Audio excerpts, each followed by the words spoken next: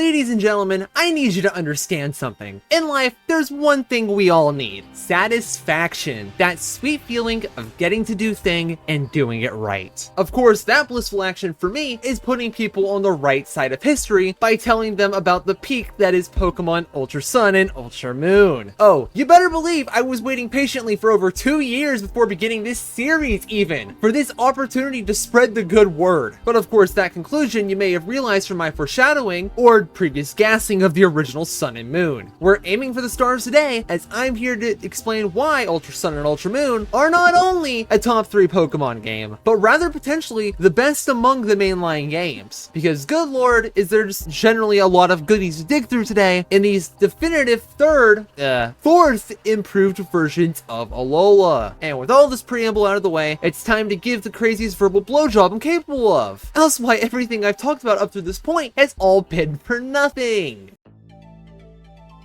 Starting this experience off, we gotta start with a minor recap of what Pokemon Sun and Moon was, as the groundwork these games are built upon are still pretty important because, no duh, third improved versions love taking the thing from before and making it look better. And with these games, they even managed to make the originals look unfinished. Okay, maybe that's a bit of an over-exaggeration, but to get the details on the table a bit faster, first up is the region. Alola itself is a weird island hopping adventure featuring a nice removal of outdated gameplay features, like grid-based movement getting swapped out for full directional movement, the complete removal of HMs for the game's progression getting swapped out for ride Pokemon to make transversal fun and unique, even if Stoutland has no use cases this time. And of course, they even implement literal progression gates. While it's not much for the out-of-battle side of things, they put in a lot of work into improving the experience in the areas they do touch, you know, minus this pointless spinning thing. And while that covers the basics for the out-of-battle stuff, the actual gameplay is noticeably better, with plenty of smaller gameplay additions like hyper training to make Mons gooder, Z moves as a gameplay gimmick not hurting the game as much as Mega Evolution did, while being generally more tactical to play around with, the introduction of SOS battles as a gimmick of its own, and more importantly, the totem battles, which are actual boss fights completely replacing the gyms that have plagued the series for years now with uninspired boredom, while still at least keeping gym leaders in the game to a way lesser extent, minus the actual gym trainer part, all while being pretty strong in its replayability department.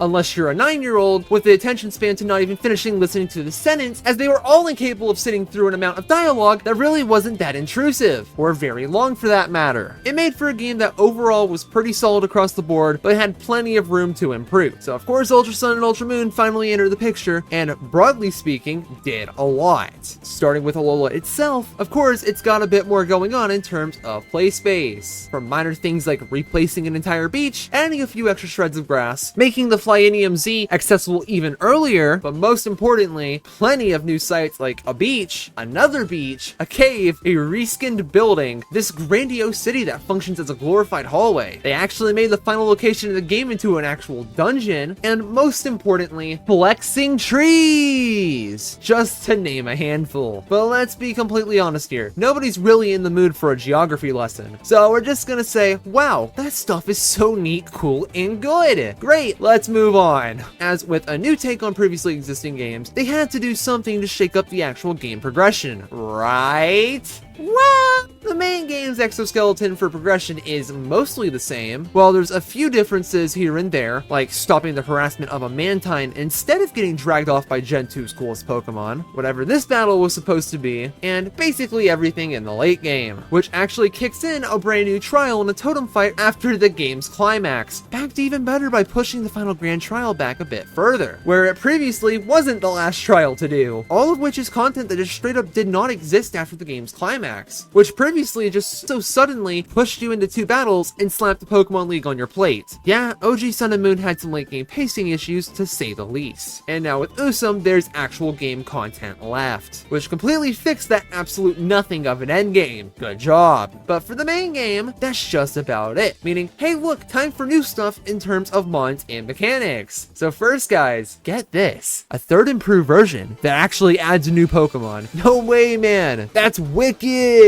It with a few new additions that are all pretty hype, all things considered. Yeah, this doesn't really do too much, other than preventing you to battle players playing the OG Sun and Moon if they're in your party, but that's just about it. Although, who really cares, as this is our segue to the new forms and mechanics that come with it. So first, no way, a time-based evolution, but only during 1 hour of the day with a specific ability? How fascinating! Okay guys, here's a revolutionary idea. Pikachu, but we put another hat on him. Truly some earth-shattering stuff we got here. Just why? Now we reach the one that actually matters, Necrozma. What was formerly a very underbaked legendary can now fuse using not only one but two different items to fuse it with Solgaleo or Lunala, granting us not only two forms, but two fusion items that you can run to actually have both forms at once. All while these mons can leech the Z move off of the mon being sacrificed. But hey, who cares about that? As it even provides access to a new form via a new Z crystal, basically being a feature that's the exact same as Mega Evolution, but not, so you could still use a Megamon alongside it. But unlike Mega Rayquaza, Ultra Necrozma can actually use its Z move after transforming, because if he didn't have it, it'd for sure be a competitively unviable mon on par with Gladion. But hey, this guy made it out with one form that's pretty strong, but typically worse than Lunala on most fronts, the comedically overtuned wall breaker of Ultra Necrozma, and of course, the best Necrozma. Duskmane is easily one of the single greatest Pokemon we have ever had. All around, the new forms are pretty cool and totally incapable of needlessly being gassed any further, which means there's a few minor gameplay adjustments to peek at before we get to the main bulk of the game. So first, SOS chains have become far more tolerable this time around, as not only did you get their shiny Pokemon bonus earlier, those increased odds won't magically reset deep into the chain, and the mons themselves can no longer infinitely call for backup anymore without you needing to drop an adrenaline or burst, truly allowing for these battles to just be significantly more tolerable through proper refinement. And finally, a very small change being that the save button is no longer in the mess of your pause menu features, but instead, off to the bottom of the screen, clicked via a button as well, just making saving a tad bit faster and more convenient. Now that just about covers it for the smaller stuff. But the part that's truly messed up is, there's still probably loads of smaller stuff I'm just completely unaware of even change that would fit here. These games are just truly built better like that. But as we all know, the main gameplay is the most crucial part of the game to get right, because if the Pokemon selection sucks, or the level curve is bad, it's always going to cause notable issues when playing through the game. Usually just being repetition in the team builder, or obscene level jumps that completely ruin the game's pacing by forcing you to either grind, or bang your head on a wall to find some outlandishly stupid out to most fights until you can catch up level-wise, which typically never happens. Now, Ultra Sun and Ultra Moon come into bat, and on this front, they knock it out of the ballpark and pulled off better than any other game in the series. Whipping out the beautiful spreadsheets for the Pokemon selection that the game offers first, the in-game Pokedex has listed a total of 400 Pokemon to mess around with, in which, while a splendid number alone, it's misleading due to a few Pokemon having no availability or battles during the main game. At minimum 8 mons, but probably more, are only in the post-game. But slow down, we're not even through the main selection yet, as thanks to Island Scan we can get an extra 72 mons during the main game, and due to the Ultra Holes, don't ask, we get another 76 from the main game as well. Meaning before the post game, we have roughly 540 Pokemon to get a little bit wholesome with. And if that wasn't good enough for the game's entire selection, we gotta add 10 more mons to the post game Island Scan lads, 2 more for the Electro during the Rainbow Rocket stuff that you can breed, and an additional 1 through Magearna, bringing us to 561 total critters to get in Ultra Sun and Ultra Moon. All while keeping your variety high across the game with a deep variety of types to go around, to where it never feels problematic with options flowing out the wazoo for the main game and post-game alike. Plus, the location-based evolutions for Crabominable, Probopass, Magnezone, and Vikavolt are actually obtainable earlier in the game now, of course making those 4 more options far more appealing in the grand scheme of things. And again, replayability, slightly improved. But of course that means it's time for us to peak the game's level curve. And luckily for for us, compared to the original games, it's still really good. While you really never need to grind, maybe bar catching a new mon, as always, but things do get a bit interesting after you beat the Dragon Trial, because you go from fighting the upper 40s to a 50, which isn't really that big of an issue. It's the stuff after this point in the game where things get a bit messy, as with the Ultra Wormhole unlocked, the feature allows you to get immediate access to level 60s, which is not only tied with the ace Pokemon of the champion fights, but that also means they're over leveled for basically everything else. But hey, you still gotta go through the wormholes to reach Ultra Necrozma, and good lord, this level 60 is still not okay. Thankfully, the rest of the game after this point is chill and essentially reverts back to where it was before, but still, damn. And from this point on, the level curve just ends up capping a bit higher at the previously mentioned 60, which is only higher than the original games by 2 levels, despite an abundance of extra trainer battles, which, you know, the Necrozma that you can catch eclipses in level entirely. Look at that, bro thinks he's Emerald's Rayquaza. But cool, good for the game, as this level curve is what is supposed to enable this game's most infamous detail. Yep, it's title of the hardest Pokemon game. Not that games in this series are hard or anything, as the game doesn't really mess around. Well, with the totem battles at least, as most of the actual trainers are still easy enough despite hitting really hard or genuinely having harder coverage to deal with. But yeah, the totem fights got overhauled quite a bit. Wishy-Washy, Salazzle, and Vikavolt were all thankfully thrown out, as 2 of them were just kind of bad, mostly due to their movesets, and now they have all been replaced with far more competent battles. And we even get one more extra. But essentially, the first fight is still pretty easy, essentially untouched in terms of difficulty. Mimikyu still hits pretty hard, but is usually still doable despite having healing and new backup mons. And Komao typically still gets destroyed by most late game mons, but can snowball if handled poorly, even if its allies are more respectable in their levels now, while it itself has a much more valuable item and moveset.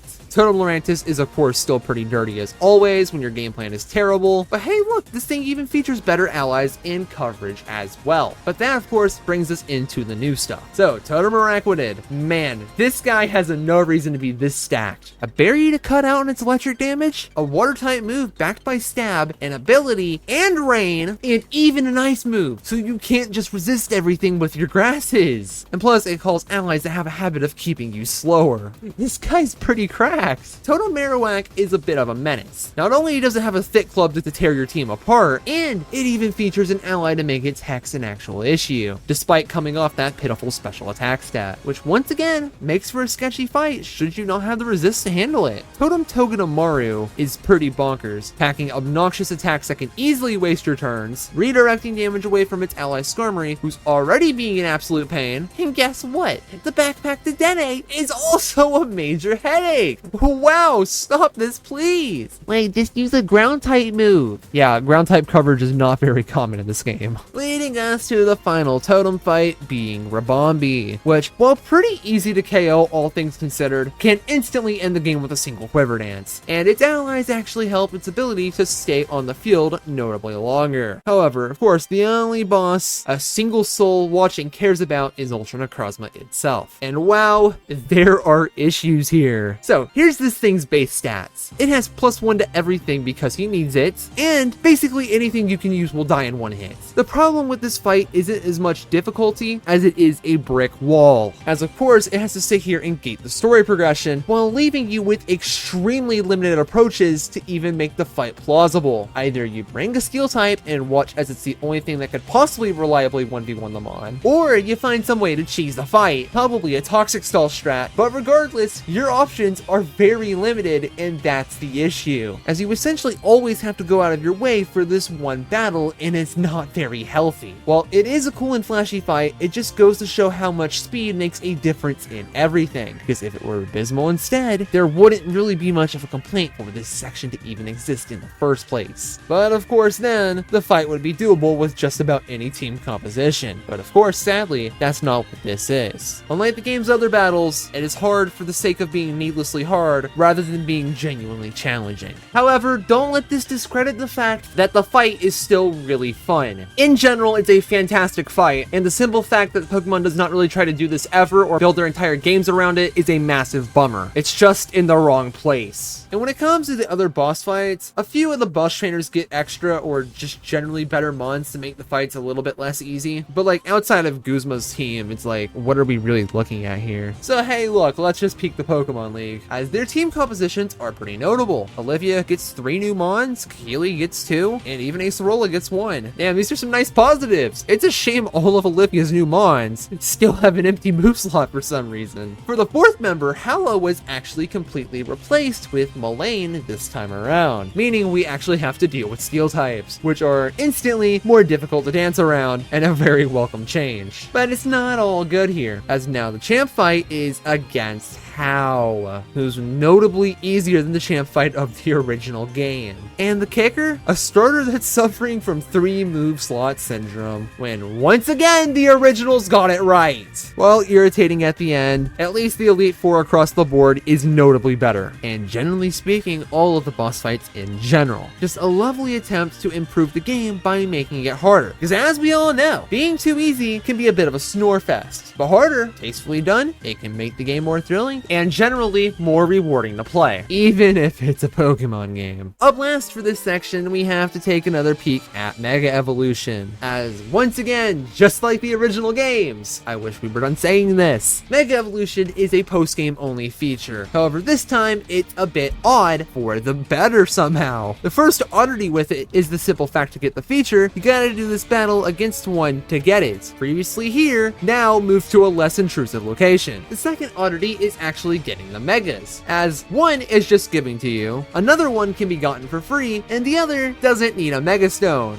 Yeah, that's all the Megas you're getting for free. Every other one needs to be bought at the battle tree. And thankfully, yes, all of them can be bought there this time, excluding the Diansites. Alongside that of the Kanto starters, which can actually be earned, apparently, which is much preferred over the fact the last game, of course, only had the Mega Stones for the regional Pokedex mons obtainable here. And of course, options increasing equals good, even if the grind for the battle tree stones is still abysmal, this time indirectly made easier. But the third oddity is where things get a little bit more tricky, as the game intends for you to not have Mega Evolution at all for the Team Rainbow Rocket stuff. However, here they actually do place 2 trainers that do have the feature, so you'd expect this power imbalance to hurt the experience. But funnily enough, it does the exact opposite. As of course, you can still get the feature regardless, rewarding you for exploring, but just generally making the 2 battles with them notably harder, but in a way that's healthy and makes the game more fun rather than a headache. We gotta drill this point in, the positive kind that always improves the game. And it's not like you can't just use the feature too, it's just likely you won't be able to, unless of course you're the most determined person to ever exist, or you know, just use Ultra Necrozma or either of the primals, leading the overall gameplay side of things to be notably superior to the original Sun and Moon, which, need I remind you, was already pretty solid as it was, leading the game to be pretty damn funish when you're not mashing the A button to actually reach the content to begin with.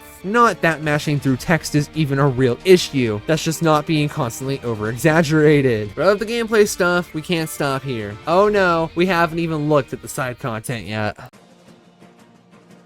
Moving towards the post and side content, we have a stellar lineup of just raw beef here. So kicking off this pile of mass stuff is going to be the game's direct post-game story, being the Team Rainbow Rocket narrative. While we'll kind of look at the story bits later, the gameplay part is what's important. So from this perspective, the story just loads up on trainers to fight to give us more battling, puzzles, and fan service with significantly less running around and pointless backtracking. Cutting out on the filler just leaves battles and lots of battles, as previously mentioned with the rare appearance of Mega Evolution as well on 2 trainers. Why this works with no real issue is, in contrast to the Delta episode in Oras, it just comes down to how straight and to the point this is. It doesn't take a bunch of pointless running around just to reach the good part. You just go in and have a fun time. While the takeover is a temporary thing, you can be led to permanently miss out on the Wild Electrode here should you not fight them. Picking up random items could also apply here, but this guy over here can just give you the items for free should you have missed them during the storyline, which is honestly kind of pleasant. It makes you wish that OG Ruby and Sapphire had something like this to prevent the Master Ball from becoming unobtainable. Overall, leaving the post-game episode to be pretty positive across the board, with minor story stuff and a major focus on gameplay, being a nice use of around 2 hours of playtime. Keeping with the raw post-game content, a small thing we get here is a post-game trial rematch. Now sure, you can fight Alima again, which is sadly a step to get here, but you actually can get to battle the normal type version exclusive Totemon once again, which is enhanced drastically since your first battle with it, giving you at least something small yet still fun to do once you've beaten the game. Thankfully this time, it's not a complete pushover. And lucky for us, that's it for the main post-game offering that's new. So moving towards actual side content, we'll start with the closest thing we have to a new battle facility, being the Battle Agency! Yes, ladies and gentlemen, somehow the Festival Plaza stocks are on the rise, as it now hosts this battling facility, being a weird one as your Pokemon selection is determined by this wheel. So congrats, you get to choose one Pokemon here, but the other two teammates you get are picked via mons tied to people in Festival Plaza. Or if there's nobody there, it's picked at random. Yeah. While the team building aspect is very weird and inconvenient, it's still a fine experience. Basically being close to what the Battle Tower previously had, while also feeling like a slight hybrid of the Battle Factory. At least giving Festival Plaza even more features that it probably should not have tied to it.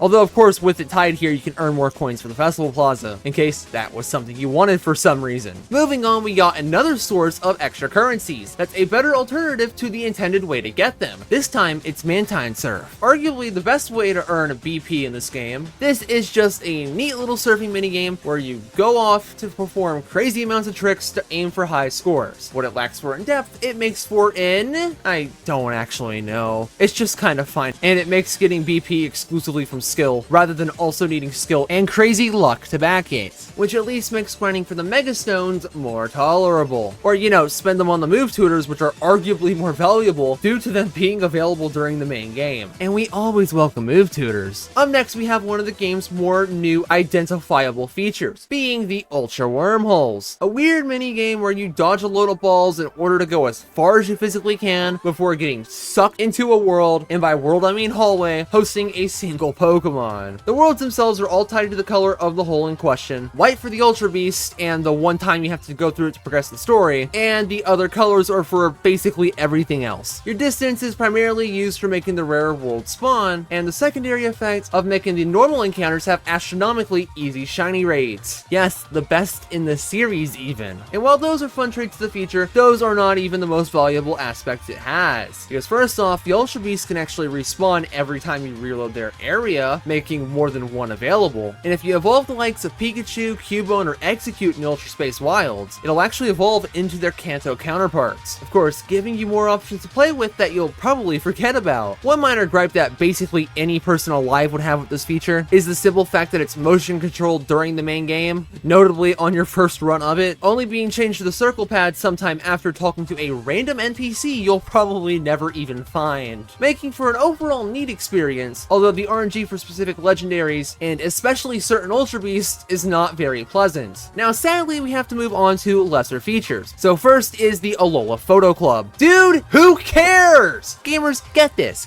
You get to take photos with your Pokemon, and even save them to your game. And the kicker? You get to see your album from the pause menus that stole the menu slot of the save button! No way! Yeah, this feature is nothing more than a minor distraction. Neat addition technically speaking, but when was the last time you actually used it, if at all? Moving on to a even less notable feature is the new Roto Powers and the Roto Lottery, a weird bottom screen feature that lets you hit a spinner to access a random time item buff that allows you a wide variety of effects. While the feature is neat or whatever, with stuff like the money boosters, EXP boosters, and in-battle boosting items existing, that part of it is a welcome addition. It begins to fall apart when a special little thing shows up upon using one of these abilities in battle, allowing you to use a Z move one more time in battle. While it's a feature that's not usable in battle facilities or online, the simple fact a workaround even exists for a feature intended to be used once during battle feels like a bit of an insult and a very soft addition added to, I guess, help the most incompetent players succeed at the game. So technically it's good? Question mark?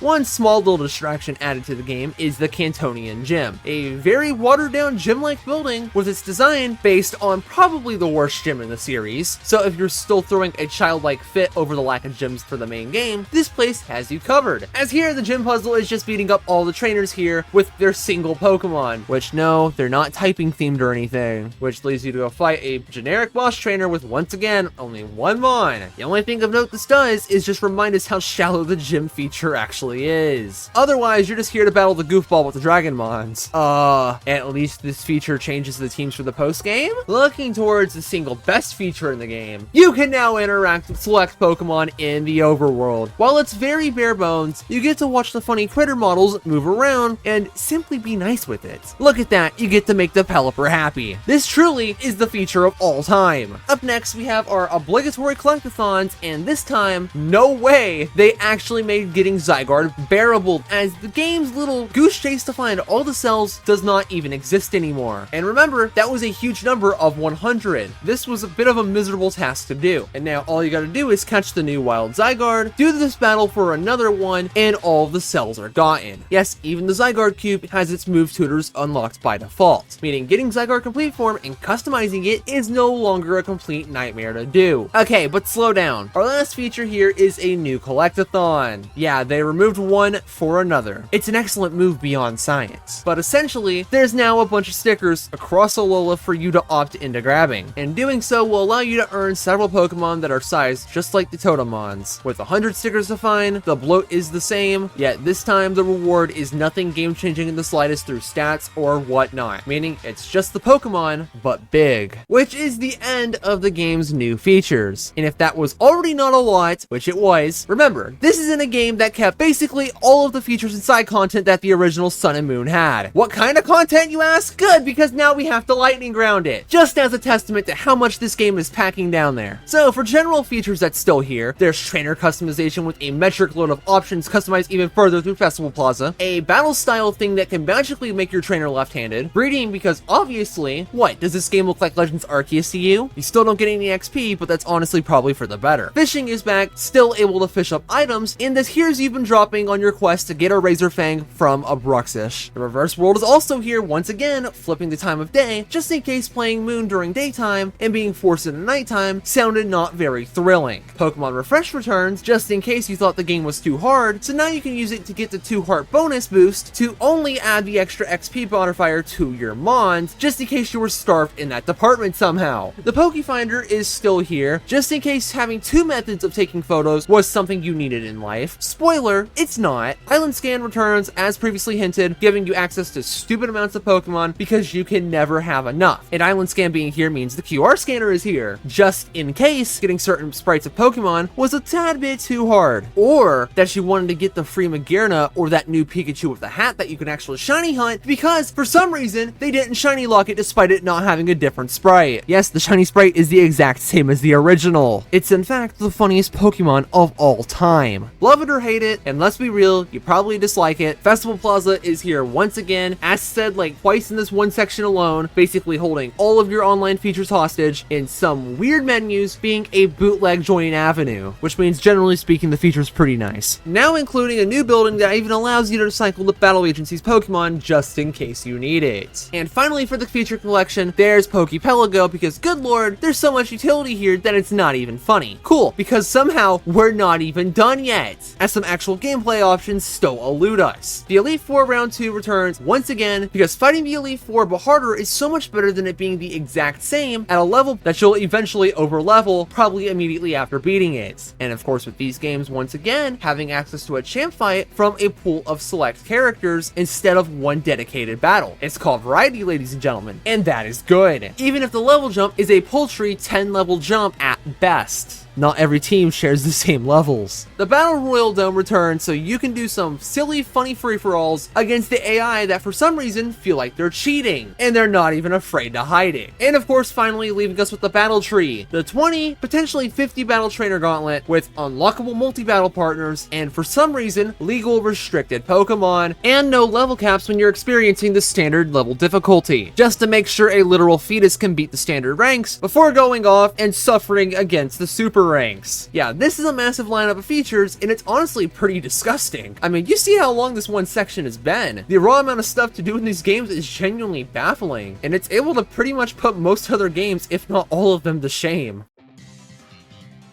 Now, the story part of USUM is the most bizarre part of the entire game, as it took most of what the original was and had to change it a bit for the new stuff. And across the board, people like to say this version is worse, and I've even gone off to say so myself. But it's not so black and white with that conclusion. Honestly, it's more complicated than people make it seem. But the story begins the same as before. Lily steals the Cosmog from the lab in a slightly shorter cutscene, flash the game months later as the player's moving in, and you get your starter Pokemon even earlier than before. And guess what? Another shorter cutscene. You get access to the main cast of Island 1 and start your island challenge. The first island narratively plays out mostly the same, minus a trip to the new beach, replacing the Delibird thing, Hal dragging you for photos that you physically do not care about, and of course leaving the island through a forced tutorial. Outside of the Ultra Recon Squad existing in a few spots, they really don't change anything. Yet, that is. The second island comes about and plays mostly the same. Dexio and Cena now exist here for no reason. They don't give you the Zygarde Cube anymore. Gladian's sitting here acting edgy. The Pokepelago guy shows up now for some reason, and that's basically what's new other than this tunnel. As the island still ends with Lily's trip to the ruins to make plot happen, that doesn't happen. And the same thing kinda drags on for a while. Aether Paradise is the exact same, minus some dialogue, introducing you now to Lusamine and the Ultra Beasts, and really nothing else. It's just basic Pokemon plot stuff. The third island rolls around, and get this, it's the exact same as before. Island challenge stuff before Pokemon gets Pokemon napped. You infiltrate the Team Skull base, to get it back just to realize the fact that it was bait so they could abduct Lily. And now off to Aether Paradise so the plot can finally change. While the main trip still plays out the same, with Gladian being edgy and Faba getting made out to be a fool, stuff finally changes when Lusamine gets involved, as that Nihilego from earlier doesn't even matter anymore as her sights are on Necrozma. And yeah, that's the difference. She uses Nebby and hightails it out of there. Everything sucks, so now the next day gets to happen. Lily does whatever this is supposed to be, and it's Island 4 time. So, for the second game in a row, you gotta help Hapu do her nonsense, fetch a flute, not battle the Island Kahuna just yet, and get ready for the game's climax. As once again, you play the flute successfully on your first try despite never picking one up before, Nebby goes off to become the legendary, and finally the new stuff gets to happen. As another cutscene plays shortly after, where we see Guzma and Lusamine get booted from Ultra Space completely defeated. Necrozma is here, and everything is super boned. But there's hope. Actually, I lied. There's not hope. Nebby gets beat down anime style, and Necrozma drains the life out of it, fusing it somehow. And now we get this cutscene that's actually placed at a reasonable point in the game, instead of being instantly forgotten about. And now it's time for the big showdown. You won in one hit, didn't you? And with Necrozma defeated, everyone is saved. The end. Actually, no. Instead, this pain in the rear just steals all of Alola's light, and by all of the light, I mean just the light above Pony Island, before bowing out, leaving the world dark forever. Or until you stop being lazy, that is. And with that, the Ultra Recon Squad finally decides to be useful and have you bum their legendary that they apparently had the entire time. So you run through another Force tutorial, and finally Ultra Mega Hallway itself. The finale finally begins again. Necrozma is dying of too much light as if it's water, and of course, he has to evolve to his final form. Oh yeah, the big man hinted at by the box art is finally here. It's time to fight, lose 3 times, needing to repeat the part where you have to walk up the tower to finally win and save Nebby, Alola, and probably something else. And everyone is able to walk away happily ever after this time, as you also go do Mina's trial where you finally get to see all the trial captains again, fight the funny Rabombi, and finally drop a downpour on Hapu's grand trial, before finally going off to beat the Pokemon League and sitting through one of the longest credit scenes ever. But hey, I'm not gonna lie, these credits are actually pretty nice and stylized in a way that's similar to Heart Gold and Soul Silver in a way that's actually enjoyable, leaving the story on a weird, happy-ish ending. Well, we'll look a bit deeper at this in a minute. The post-game narrative has not been looked at yet, so let's focus on that now as the Team Rainbow Rocket story arc begins with some relative filler before Aether Paradise gets completely taken over by Team Rainbow Rocket, you know, coming in from Ultra Wormholes. So of course you get dragged into fixing this, essentially battling your way through endless amounts of trainers to fight the evil team leaders of previous games who were not stopped during their success stories, mostly because because the U in those games never happened. But of course, they were all brought together under a successful Giovanni, wanting to be evil and whatnot by taking over Eighth of Paradise, and probably Alola as a whole, just to add another trophy to their collection. So of course, you go off to stop him, saving the day, and that's it, the end, the basic plot of the game. But at a simple glance, that you've probably been told several times before, that this story seems worse. And as a story itself, yeah, kind of. But by the end of the game, most of the main characters just generally end in better places through their character arcs by the end of the main story and the post-game. Your trainer was not only the first champion, but also the hero to stop one galaxy-wide threat, but even two of them. How, while small in the general noticeability of growth, is just a little bit better granted the champ fight, and that's honestly it despite the inclusion in this cutscene. This character still sucks. Guzma gets to be a not-so-bad guy now, not only disbanding Team Skull this time around, but even coming in to help out during the Team Rainbow Rocket stuff. Yes, even directly fighting alongside you at one point. Listen, he's just a good guy like that. Gladion, while less different from the main game, ends up being the one to depart the region this time around at the end of the game, at least giving him a departure scene with Lusamine that's at least very pleasant. And even in the post-game, he can show up for the Elite Four rematches after a few months that at least reflects his Kanto trip with a matching starter. Hell, even Faba is improved. As sure, the main game doesn't do anything new for him, he still gets made out to be a fool, but the Team Rainbow Rocket arc makes him a problematic individual as he straight up betrays the Aether Foundation when Team RR takes over, and not only gives him a free invitation to take over, but even tries to stop you in the process, all in the name of furthering his own career. And once the day is saved, he gets demoted hard. God, this guy is awesome. And while those 5, but technically 4 characters end on a higher note, Lily and Lusamine end up getting gutted a bit with the story changes. Lily herself ends up not being the main character of the story this time, through obvious less focus on her, such as her entire presence on Executor Island being completely scrapped. While she's still out to help her mother not be a completely terrible person, there's just no climax really for her character at all. Like, even after Nebi reached its final form, it's met with an instant defeat, just to not be relevant at all for your battle to stop Necrozma. You end up riding on a completely different legendary. But of course, putting the icing on the cake, she doesn't even leave off to Kanto to do things this time, breaking an otherwise sad ending in a major character moment entirely. And while that's all doom and gloom, at least there's one redeeming quality here, and that's the Team Rainbow Rocket appearance. As here, she's a beginning Pokemon trainer, trying to help you fight through the grunts and Faba to help rescue Lusamine despite everything that happened during the main game. I mean, obviously in the gameplay side of things, she's a bit of a liability, but it's a narrative piece of storytelling through gameplay, which is great, leading to a good note for her story-wise. It may have not have been like the game's previous climax, but hey, it's still a good one. Although sadly, Lusamine easily got the worst stick of it with this game, as not only is the Nihilego plotline instantly pushed aside after it happens, her character climax is taken out and replaced with something a bit different, before falling apart in the Team Rainbow Rocket arc, being degraded to nothing more than a damsel in distress. How aggravating. Thankfully for us, she actually is in this castle. But the worst part of it all is she never even gets what's coming to her by the end. What, defeat? No. Previously, last time, she was essentially put on her deathbed due to her actions. And here, she's just able to walk away freely. Not only taking advantage of Guzma, and Nebi, and even the Ultra Recon Squad as well. She was a bit more problematic in these games, and she gets off with no consequences at all. It's ridiculous. Both her and Lily end up painting the image of this game's story just being a bit inferior to the originals, disregarding the other characters that actually were improved. The story isn't just raw worse, it's just different, willing to take the risk of improving others at the cost of what previously was, always given this weird muddied first impression from people that end up missing the smaller details. But slow down, we're not done yet, as I've completely glossed over a few characters that could use some mentioning. Team Rainbow Rocket has a problem of trying to drop the character part of their characters in favor of them just being straight up boss fights. You know, primarily due to them not being the versions we know and love from the past games, which leads Cyrus to being a nothing character, Lysander having no drips of moral complexity because he just killed everyone, Archie and Maxio are just kind of silly and not much else, and while those don't matter too much, seeing a black and white one successful Getsus is great.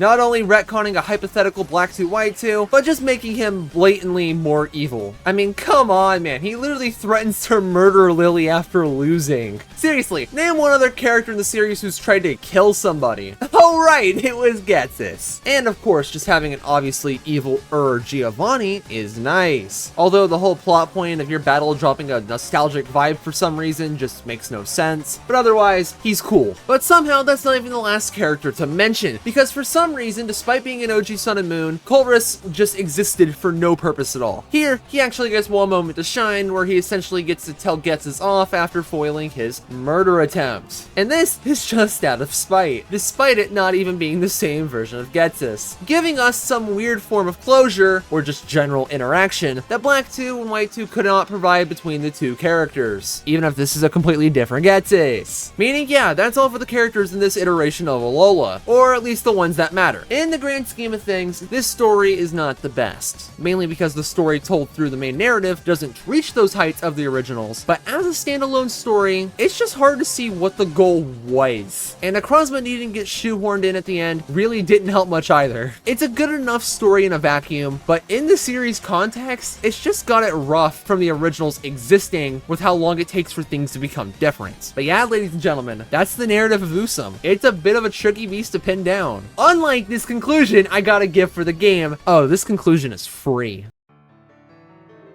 And in the end, Ultra Sun and Ultra Moon were some low-key fire. On their own, they set the bar on the gameplay side of the mainline Pokemon games, with the battles being generally pretty fun and the boss fights actually being challenging, but not in an unbearable way. Well, outside of one battle, that is. And in terms of content, I'd argue it's got the best offering of side and post-game content across the board. And if you disagree on it being the best, it's still at least top 3. And while the story being worse in contrast to the game it's supposed to be one-upping, and even then in the context of the series, it's still a top 5, arguably top 3 story, the game hit where it needed to, pretty much across all the gameplay stuff, and still supplied something functional for the less important areas, making for an experience that is close to stellar when we take that gameplay first perspective as we typically do. But the real shame in all of this is the broader community's view of the game, as it's never been favorable, always getting written off due to having a worse story, despite people claiming Pokemon stories don't matter. The fact it's a 3DS game, as if being newer makes it worse by default. Try playing Yellow or Diamond and Pearl again and see how long you go before dropping it because it's unbearable. Of course, copious complaints about pressing the A button to advance text, not knowing that Pokemon games are pretty tame in this regard, especially compared to other games that exist. And for some reason, people even write it off as a remake, which is just untrue and probably the most unintelligent thing I've ever had the displeasure of reading. The game itself simply just released at the wrong time. Had its release been swapped to Let's Go, maybe things would have been much better for it. But hey, at this point, we're leaving the game itself, meaning it's time for a review. In a score from 1 to 5, it's a high 4. And listen, going into this video, I was gonna confidently put this down as number 2. But after all of this, I don't think I physically can. It does mostly everything right. It is the closest thing we have to a perfect Pokemon game. Yes, even beating out Black 2 and White 2. Obviously, the 2 in their titles stand for second place. Although that leaves one question. A question of a recommendation. Obviously, it's a yes. So much in fact that I need to actively remove OG Sun and Moon in that box. In regards to how these games make those look unfinished at times. Yes, I'm gonna say it. If you've never experienced Alola and want to, the Ultra games are in fact the best way to do it. But Sun and Moon is still not a half bad way to do it. Just not the preferred way. And finally, I gotta hand out my own personal thoughts on the game. As a person reviewing products. And here, these games were the ones that brought me back to the series after I thought I had been done with it all, after putting an unhealthy amount of time into the series since 2005. After skipping the OG Sun and Moon, only playing that because of the video I did on it, it somehow led me here, where the gameplay was bait. Quality bait at that. I bit, and it took me for one hell of a trip, for what was arguably the most content complete a Pokemon game has ever been. It is a game that I always have, and probably always will enjoy. Here's a good question though. Did that bias factor itself into this video somehow? Well, obviously. I mean, did you see that intro? But rest assured, it did not affect any other aspects of the video. I just looked at what the game provided, and the math was the math. Anyways, gamers, that's not only been Pokemon Ultra Sun and Ultra Moon, but that's been Pokemon as a whole. If there's anything I've learned from gaming, it's one thing. The end is never. Meaning clearly, we're not just done yet. But this adventure future sure as hell has been a good one, and I look forward to seeing what the future provides. So ladies and gentlemen, thank you for watching, and as always, there will be another time.